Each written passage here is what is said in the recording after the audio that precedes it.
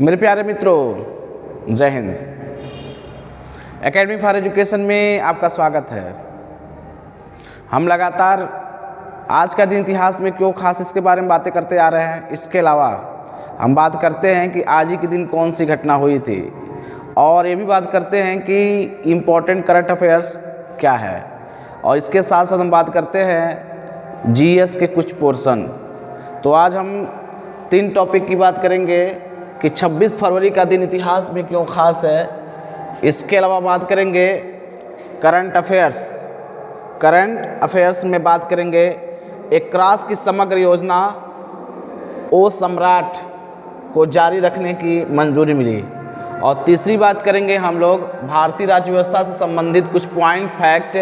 इसके अलावा बात करेंगे कि 1931 में बॉम्बे में हुए अखिल भारतीय दलित वर्ग नेतृत्व सम्मेलन की अध्यक्षता के बारे में, और उसमें क्या आधार रखा गया, क्या सिस्टमेटिक रूप से आगे बढ़ा चीज़ें। चलिए तो 3 टॉपिक के बारे में बात करते हैं। तो पहली जो टॉपिक होगी 26 फरवरी का दिन इतिहास में क्यों खास है। तो देखिए, आज ही के दिन 1991 में इराकी रेडियो पर सद्दाम हुसैन ने कुवैत से अपने सैनिकों की वापसी की घोषणा की।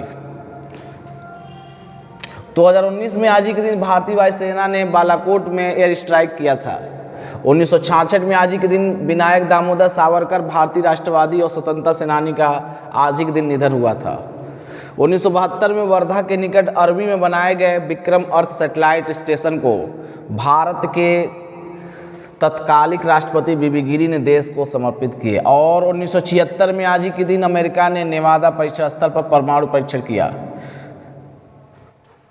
और 320 में चंद्रगुप्त प्रथम को पाटलिपुत्र का शासक बनाया गया। 1967 में आज ही सोवियत संघ ने पूर्वी कजाकिस्तान में भूमिगत परमाणु परीक्षण किया गया। तो ये आपका क्या था 26 फरवरी का दिन इतिहास में क्यों खास, इसके बारे में बात किए। चलिए बात कर लेते हैं करंट अफेयर्स में। एक क्रॉस ऑफ समग्र योजना और ओ स्मार्ट को जारी रखने की कैबिनेट ने क्या किया, मंजूरी किया। तो भारतीय केंद्रीय मंत्रिमंडल ने 24 नवंबर 2021 को वायुमंडल और जलवायु अनुसंधान मॉडलिंग प्रेक्षण प्रणाली एवं सेवाओं, जिसे एक्रास कहा जाता है, कि समग्र योजना को 14वें वित्त आयोग से लेकर अगले वित्त आयोग के चक्र, मतलब 2021 से 2026 तक की जारी रखने की मंजूरी प्रदान की। एक क्रॉस उप योजनाओं पर 5 वर्षों के अगले वित्तीय चक्र के लिए लगभग 2135 करोड़ रुपए की अनुमति दिया गया। और ये बताया गया है कि 8 उप योजनाओं को अगले 5 वर्षों तक, अर्थात 2021 से 2026 बीच में लागू किया जाएगा। ये योजना पृथ्वी विज्ञान मंत्रालय द्वारा भारत मौसम विज्ञान विभाग, IMD, राष्ट्रीय मध्यम अवधि मौसम पूर्वानुमान केंद्र NCMRWF, भारतीय उष्णदेशीय मौसम विज्ञान संस्थान IITM और भारतीय राष्ट्रीय महासागर सूचना सेवा केंद्र INCOIS इकाई के माध्यम से क्रियान्वित की जा रही है। केंद्रीय मंत्रिमंडल ने अम्ब्रेला योजना के अंतर्गत ओ स्मार्ट को भी क्या किया गया, मंजूरी दे दिया गया है। इसके अंदर बताया गया है कि ओ स्मार्ट की जगह जो ओ स्मार्ट है, इसमें 7 उप योजनाएं शामिल की जाएगी, जिसमें OMS, ON, MLRE ये सब क्या है, योजनाएं शामिल की जाएगी। और इसके तहत जो संस्थान बताया गया, इस संस्थान क्या करेगी, इसमें क्लैरिटी प्रदान करेगी, और इसको इम्पोज करेगी, जैसे NIOT, NCOIS, NCPOR, NCCR, CMLRE, ये सब संस्थान हैं जो इस पर क्या करेगी, वर्क करेगी।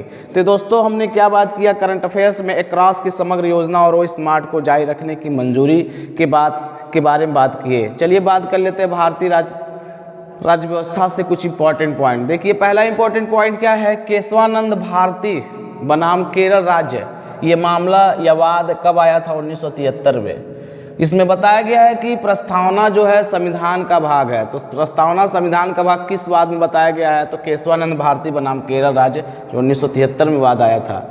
अगला पॉइंट क्या, भारतीय संघवाद को सहकारी संघवाद किसने कहा था, जी ऑस्टिन ने कहा था। किसने कहा था, जी ऑस्टिन ने। अगला पॉइंट, राज्यसभा के गठन में प्रतिभा, अनुभव एवं सेवा को प्रतिनिधित्व देने में भारतीय संविधान निर्माता ने आयरलैंड देश के संविधान से प्रभावित हुए थे। अगला, 9वें संविधान संशोधन जिसके द्वारा बेरूबारी राज्य क्षेत्र को पाकिस्तान को सौंप दिया गया था। संविधान भाग 3 को भारत के नागरिकों का अधिकार पत्र कहा जाता है।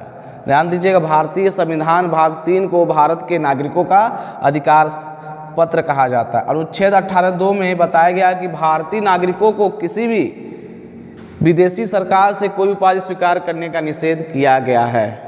तो ध्यान दीजिएगा, ये हमारा क्या था, कुछ इंपॉर्टेंट भारतीय राज्य व्यवस्था से एक फैक्ट थे। अब हम बात कर लेते हैं वर्ष 1931 में बॉम्बे में हुए अखिल भारतीय दलित वर्ग नेतृत्व का सम्मेलन हुआ, जिसकी अध्यक्षता किसने किया था? डॉक्टर अंबेडकर द्वारा किया गया।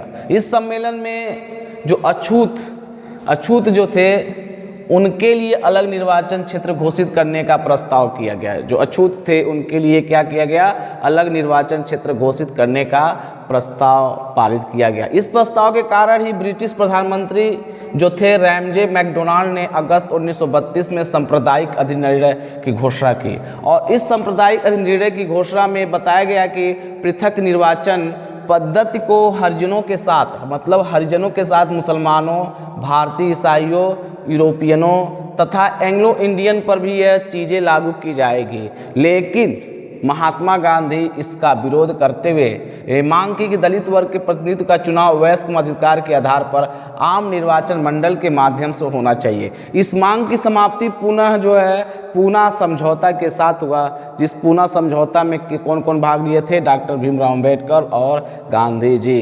तो वर्ष 1931 में बॉम्बे में अखिल भारतीय दलित वर्ग नेतृत्व सम्मेलन की अध्यक्षता डॉक्टर अंबेडकर साहब ने किया था। तो दोस्तों, हमने क्या बात किया कि 26 फरवरी का दिन इतिहास में क्यों खास है, और दूसरा टॉपिक बात किए ये क्रॉस की समग्र योजना और स्मार्ट को जारी रखने की मंजूरी और इम्पॉर्टेंट फैक्ट ऑफ जीके। इसी तरह से हम मिलते रहेंगे, कुछ इम्पॉर्टेंट फैक्ट की बातें करते रहेंगे। वीडियो समाप्त होता है, मिलेंगे कल। Thank you.